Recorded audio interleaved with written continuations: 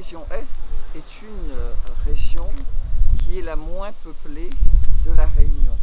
Et c'est bien dommage parce qu'il n'y a que 15% de la population réunionnaise qui vit sur l'Est. Et pourtant, c'est une des régions qui a un potentiel extraordinaire, un potentiel pour toutes les énergies, pour l'eau, un potentiel aussi pour ce qui concerne l'agroalimentaire. C'est extraordinaire, l'Est avec ses paysages. Et malheureusement, l'Est, c'est aussi la région où il y a le plus de personnes qui partent de cette région. Cette région a été abandonnée.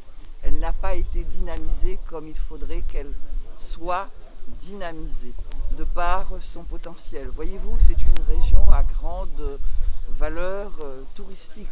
Et le nombre de lits dans l'Est, il est seulement de 8% contre 41% dans l'Ouest. Et donc, il faut absolument qu'on y remédie. Nous savons aussi que c'est une des régions où il y a les deux communes les plus pauvres de la Réunion, Salazie et Sainte-Rose, où nous avons 50% de jeunes, de personnes qui vivent dans l'absolue pauvreté. On a aussi sur les 26 000 jeunes, 37% de ces jeunes qui n'ont pas de diplôme et qui sont en échec scolaire.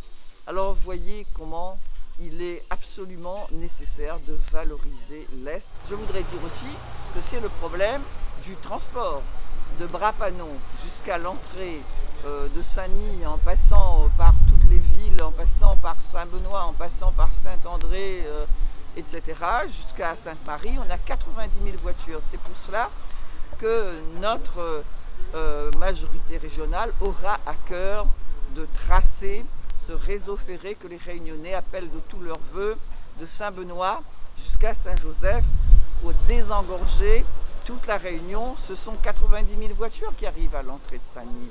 Ce sont 360 000 voitures qui parcourent toute la Réunion. Alors, l'on a besoin vraiment que l'Est porte ce développement. Et on a besoin aussi que cela soit valorisé. Comment une région aussi riche qu'elle ait été abandonnée. Elle a une agriculture qui est formidable. C'est là où nous avons notre merveilleuse vanille, où nous avons nos grands vergers de litchi, où il y a de grandes plantations d'ananas et que l'on n'a pas organisé aussi. L'industrie agroalimentaire, à part une seule ici, il faut aussi que nous développions cela. Il faut que nos enfants puissent aussi manger les produits de la terre de la Réunion et des terres de l'Est.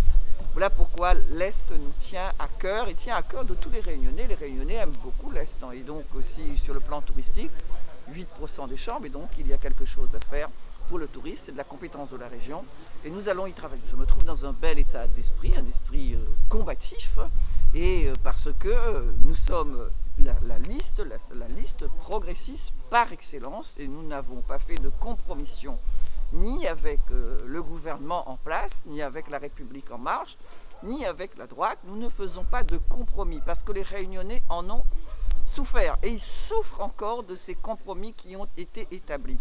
Quand on a une région qui consacre quand même, il y a 268 000 Réunionnais qui vivent avec le revenu de solidarité active, et quand on a ces personnes âgées qui ont été dépouillées avec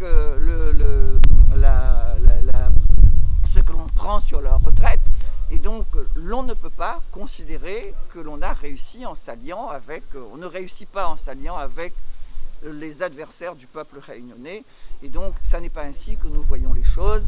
Et il faut vraiment, nous avons par le potentiel de notre liste une alternative. Il faut une alternative puissante à cette majorité qui sort. Il faut absolument aussi nettoyer la région.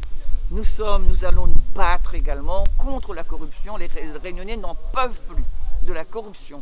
On est la 6e région la plus corrompue de toute la nation. Il faut en finir avec cela. Et nous disons tout de suite l'état d'esprit dans lequel nous nous trouvons.